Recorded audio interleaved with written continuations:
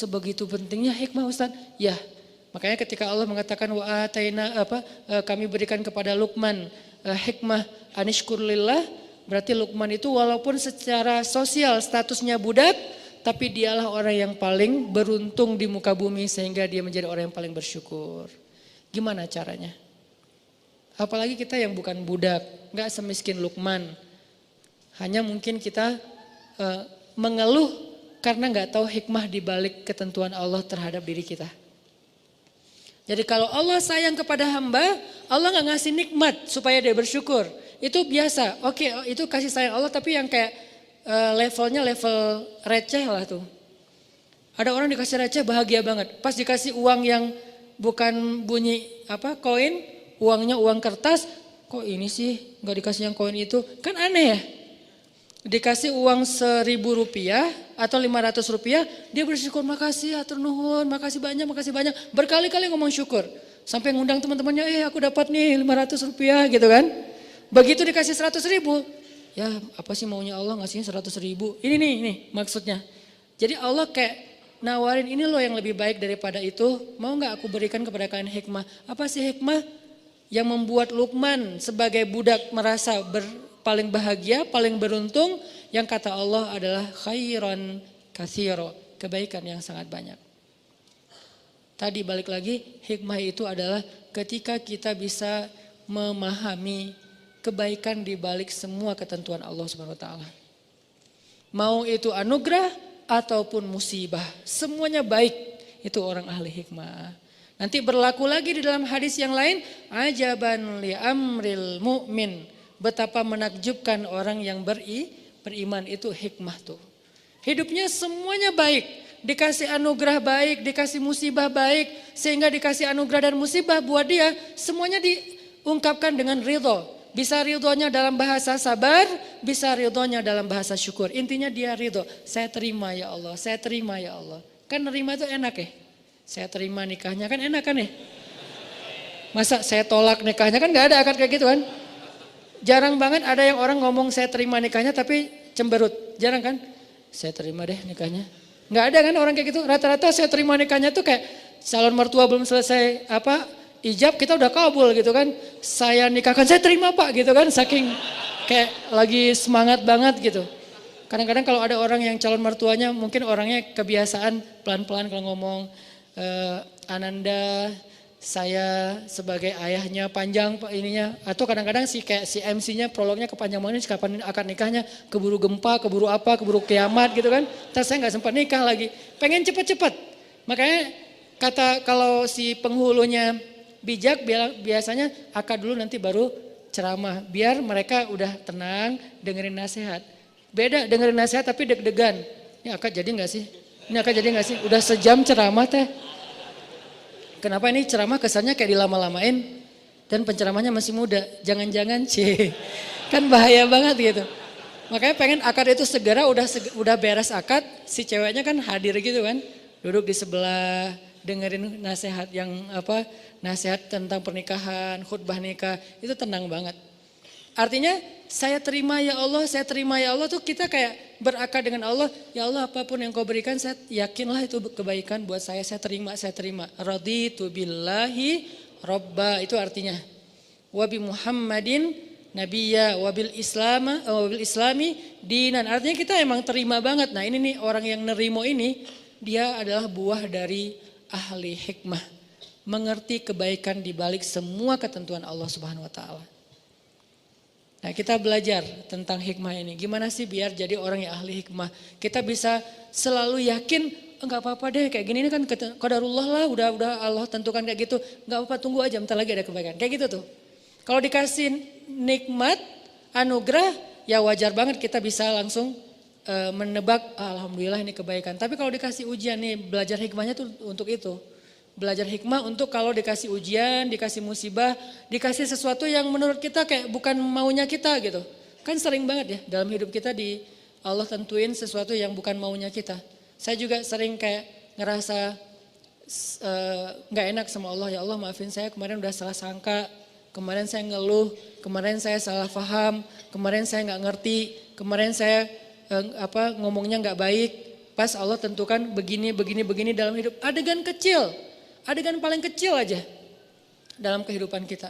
Kita rencanain ini, yang terjadi yang sebaliknya. Kita rencanain apa, yang terjadi sebaliknya. Padahal kita udah ikhtiar maksimal dalam kerjaan, dalam kuliah, dalam apapun. Itu sering banget.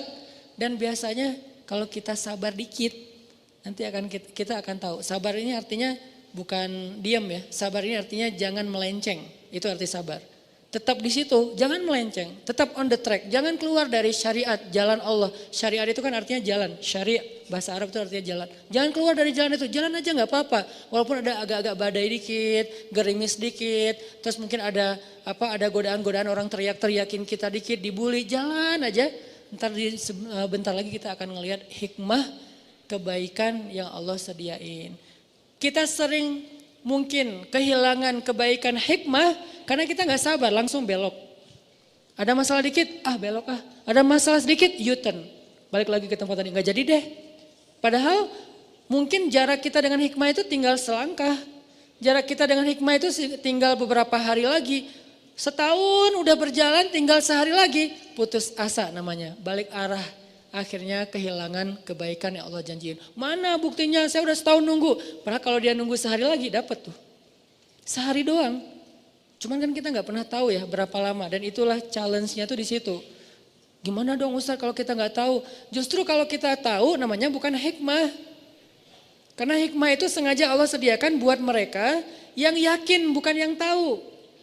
Mereka tahu setelah mereka yakin, bukan mereka yakin setelah mereka tahu. Yakin dulu, ntar kamu akan tahu, akan ngelihat buktinya. Nah ini yang disebut dengan iman, jalannya hikmah.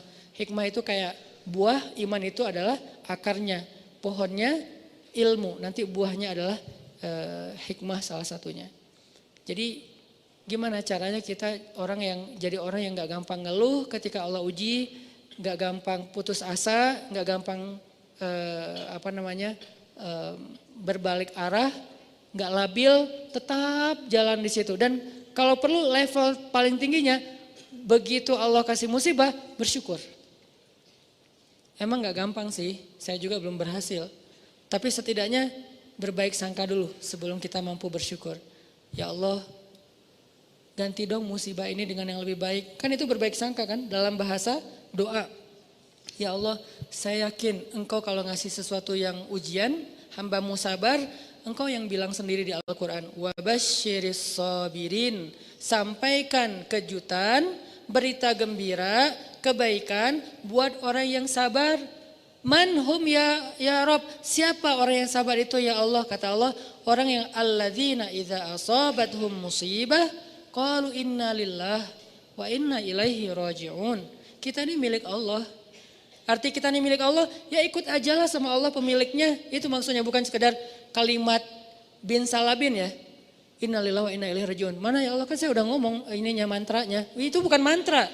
Innalillahi itu bukan mantra. Innalillahi itu kalimat tarajju kalau secara bahasa. Apa arti tarajju? Rujuk. Rujuk itu artinya balik lagi. Kalimat ketika kita mengembalikan semuanya kepada langit. Itu arti innalillah. Kalau kita belum mengembalikan ke Allah, berarti belum innalillah. Walaupun kita udah ngulangin teks itu berkali-kali. Innalillah wa inna ilaihi rajiun. Tapi apa sih maunya Allah nih? Innalillah wa inna ilaihi rajiun. Gak rela banget sih innalillah wa inna ilaihi rajiun. Allah gak fair sama saya, innalillah wa inna ilaihi rajiun. Ngomong beribu-ribu kali, kalau belum kembalikan kepada Allah hasilnya, hikmahnya, berarti belum taraju. Jadi kalimat innalillah bahasa Arabnya kalimat tarajju. Subhanallah kalimat tasbih. Alhamdulillah kalimat tahmid. Allahu Akbar kalimat takbir. Astaghfirullahaladzim kalimat istighfar. Nah innalillah kalimat tarajju. Masing-masing ada judulnya kan, ada sebutannya. Nah apa arti tarajju? Mengembalikan lagi kepada Allah. Jadi begitu kita bilang innalillah, ya sih ini kan juga milik Allah. Harta kita innalillah. Inna itu bukan saya, kita. Kita di sini, saya, keluarga saya, harta saya, rumah saya, kerjaan saya, hidup dan mati saya. Nahnu, kita semua lillah, milik Allah. Masa kita marah kepada orang yang mengambil miliknya sendiri? Kecuali dia ngambil milik kita, baru kita marah. Ini kan punya saya. Tapi ngomong innalillah, tapi kayak gak rela kan berarti samanya kita bilang innalillah. Ya sih, tapi kan ini punya saya. Kan gak nyambung ya, klise ya. Innalillah berarti kita benar-benar yakin ini tuh milik Allah, dititipin di saya ya. Terserah Allah mau ngambil kapan aja. Tapi saya berharap ya Allah titipin lagi dong yang lebih bagus gitu kan. Ini nih manusiawinya kita. Dan Allah sayang ke hamba yang kayak gitu. Yang penting dia sadar. Yang penting kamu jangan klaim itu milik kamu ya. Apalagi ganti nama di sertifikat gak boleh. Namanya tetap nama saya, kamu cuma ngontrak. Begitu nanti kata yang pemilik rumah, kontrakannya nih udah habis, aku ambil ya rumahnya. Oh iya gak apa-apa, saya boleh ngontrak rumah yang lain yang punya tuan yang lebih bagus. Itu Allah suka kayak gitu. Yang gak Allah suka, enak aja nih kan saya udah tinggal di sini setahun. Gak boleh kayak gitu. Kita tuh cuma ngontrak, terus ketika Allah mau ngambil, ridho aja. Innalillah, oh ya ini punya tuan, ambil aja. Boleh gak saya tinggal, saya gak punya rumah nih. Boleh gak saya tinggal di rumah bapak yang lebih bagus? Oh boleh, itu ada apartemen saya lebih bagus di pusat kota. Boleh gak apa-apa, tinggal aja di situ. Kalau orang nanya nih rumah siapa, jangan bilang rumah kita. Ini namanya gak tarajuk kan, bilang rumahnya bapak fulan, rumahnya teman saya, rumahnya siapa misalnya kayak gitu. Begitu datang setahun lagi, Mas kayaknya anak saya baru nikah mau dipakai apartemennya, saya ambil gak apa-apa. Oh ya gak apa-apa Pak, ya emang milik bapak. Saya malah bersyukur setahun udah dipakai gratis gitu kan. Tapi saya mau tinggal di mana ya Pak, kan gitu kan ya. Oh ya udah nanti saya cariin, ada yang lebih bagus. Cuman anak saya nggak suka, mungkin buat bapak, buat mas lebih nyaman. Yang mana ditunjukin, mau pilih yang mana. Oh yang ini boleh nggak? Ternyata lebih gede lagi. Kayak gitu aja terus. Allah tuh baik sebetulnya. Udah kita ngontrak gratis, ketika Allah ambil, itu Allah mau mindahin kita ke yang lebih baik. Masalahnya kenapa nggak dapat? Karena kita udah ngeluh dan marah-marah kepada si pemilik kontrakan. Akhirnya jadilah kita homeless, nggak punya apa-apa. Padahal kalau kita mau ridho dikit, gak apa-apa ini memang punya bapak, dikasih yang lebih bagus nanti tempat tinggalnya. Ini yang disebut dengan hikmah. Insya Allah nanti kita lanjutin lagi setelah sholat isya. Kita lanjutkan tentang hikmah. Yang tadi arti hikmah itu adalah belajar untuk memahami kebaikan di balik sebuah peristiwa. Terutama peristiwa-peristiwa yang buat kita tuh kita hindarin, kita gak suka. Peristiwa yang kayaknya musibah, bencana, ujian kayak gitu-gitu, kita belajar memahaminya. Nah yang namanya hikmah, dia nggak bisa difahami kecuali dengan dua syarat. Satu, berbaik sangka kepada Allah atau iman. Kedua, sabar karena dia nggak bisa seketika.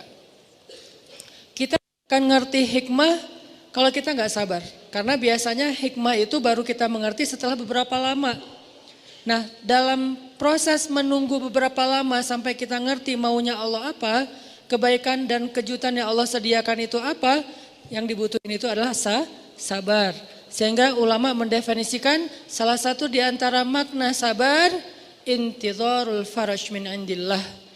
Arti sabar itu menunggu datangnya jalan keluar dari Allah, menunggu datangnya kebaikan dari Allah. Intizar, menunggu, itulah sabar. Jadi selama seseorang menunggu, kata Nabi, menunggu datangnya pertolongan Allah adalah ibadah. Nunggu doang. Jadi orang sakit nunggu sembuh sambil dia berobat. Kan berobat juga enggak 24 jam setiap detik kan. Minum obat sehari 3 kali. Tapi kan ada masih panasnya, sakitnya, nyerinya. Dia nunggu sampai proses berobatnya membuahkan hasil kesembuhan. Nunggu doang itu kayak ibadah. Kayak kita sholat, kayak kita zikir, kayak kita tilawah, nunggu doang. Begitu juga ketika kita dikasih ujian, musibah, soal harta, soal fisik, soal perasaan, kan 3 kan. Ba'sa, dharra, zulzilu. Ba'sa fisik, dharra harta, zulzilu itu perasaan. 3 model ujian yang semua orang ngalamin. Walaupun mana yang paling berat tergantung orang. Ada yang orang mungkin kalau diuji fisik langsung ngeluh. Ada orang kalau fisik nggak apa-apa, tapi kalau harta dia lemah di situ. Ada orang fisik nggak apa-apa, harta nggak apa-apa. Kalau perasaan dia langsung habis, nggak kuat kalau diuji perasaan. Diuji perasaan itu apa? Banyak. Bisa diuji perasaan tentang rasa cinta, bisa diuji perasaan tentang rasa benci, bisa diuji perasaan tentang rasa marah. Yang namanya perasaan, cinta, benci, marah, kangen, itu semuanya ujian. LDRan itu zulzilu, terguncang. Apalagi LDRan habis akad nikah itu lebih zulzilu lagi, berapa skala Richter gitu kan guncangannya tuh. Karena zulzilu itu zalzalah, idza zulzilatil kan itu artinya guncangan. Cuman maksud guncangan di sini guncangan perasaan. Nah, orang yang menunggu datangnya pertolongan Allah, kebaikan yang Allah janjiin, nunggu doang itu udah ibadah. Dan itu disebut dengan intizar, penantian itu sama dengan sabar. Penantian itu sama dengan sabar. Dan kita nggak akan ngerti hikmah sebelum kita bisa benar-benar komitmen dengan dua hal tadi. Berbaik sangka sama Allah. Pasti ada kebaikan di setelah ini. La'allahu khair, la'allahu khair. Inna lillah wa inna ilaihi raji'un. Yang kedua, dia sabar. Nungguin sampai datangnya pertolongan Allah.